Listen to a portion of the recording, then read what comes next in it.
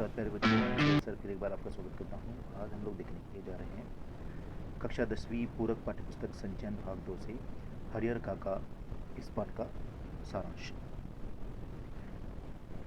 जिसके लेखक हैं मिथिलेश्वर। कथाकार मिथिलेश्वर ने हरिहर काका कहानी के माध्यम से एक वृद्ध ग्रामीण के चरित्र को दर्शाया है।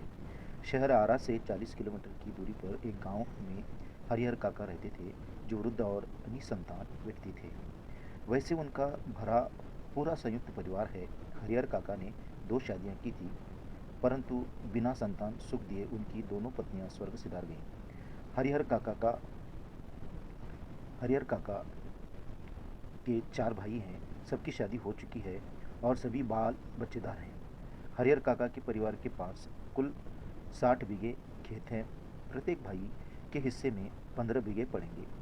हरिहर काका के हिस्से में 15 बीघे खेत है, जिस पर खेती का कार्य उनके भाइयों के द्वारा संयुक्त रूप से किया जाता है।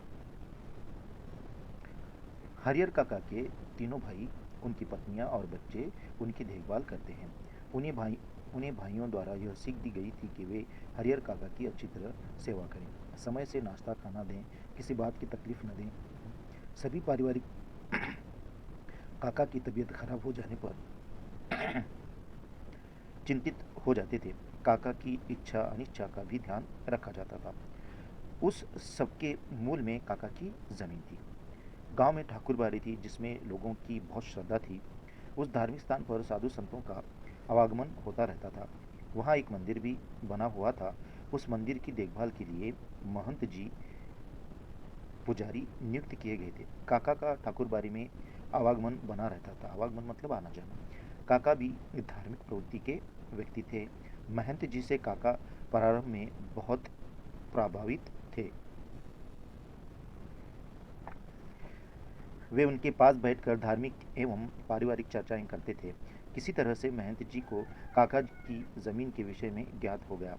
उन्होंने काका को धर्म दान पुण्य की बातें समझाकर भूमि ठाकुरबाड़ी के नाम करने का आग्रह किया, और इधर ठाकुरबाड़ी में भी काका की आवभगत की जाने लगी। बार बार महंत जी द्वारा काका को अपने हिस्से की जमीन ठाकुरबाड़ी के नाम करने की कहे जाने पर वे समझ गए कि महंत जी जमीन के कारण ही उनको इतना सम्मान देते हैं। जब काका के द्वारा कोई प्रतिक्रिया व्यक्त नहीं की गई, तो महंत जी ने साम दाम दंड भेद की नीति को ध्यान में रखकर एक दिन काका को उनके घर से अपने आदमियों द्वारा उठवा लिया और जबरदस्ती कागजों पर अंगूठे के निशान लगवा लिए। खबर लगने पर उनके भाई पुलिस को लेकर ठाकुरबाड़ी में आ गए और वहां से बुरी हालत में काका की जान बचाकर अपने घर ले गए।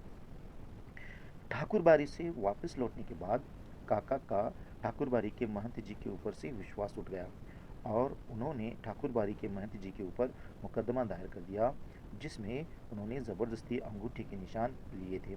इधर सीधे साधे भोले किसान की अपेक्षा हरिहर काका चतुर और ज्ञानी हो चले थे।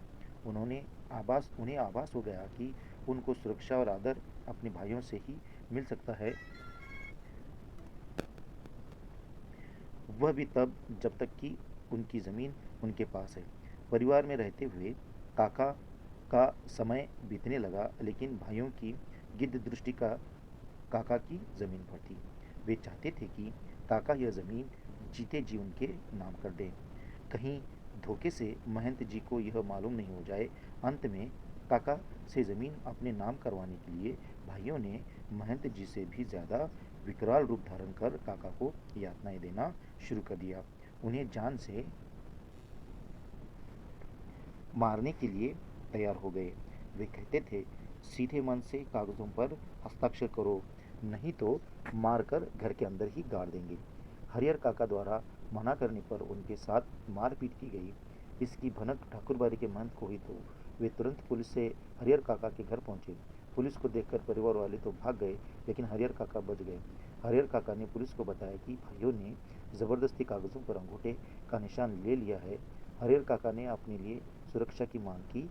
इसके बाद परिवार से अलग रहने लगे और सेवा के लिए एक नौकर रख लिया। कुछ गांव वाले भी उन पर अपनी ज़मीन परिवार वालों के नाम व कुछ गांव वाले ठाकुरबाड़ी के नाम करने का दबाव बनाने लगे। एक नेताजी ने काका से अपनी ज़मीन गांव में विद्यालय बनाने के लिए देने का प्रस्ताव रखा, लेकिन काका ने मना कर दिया। पुलिस वाले उनके पैसों पर मौज कर रहे थे।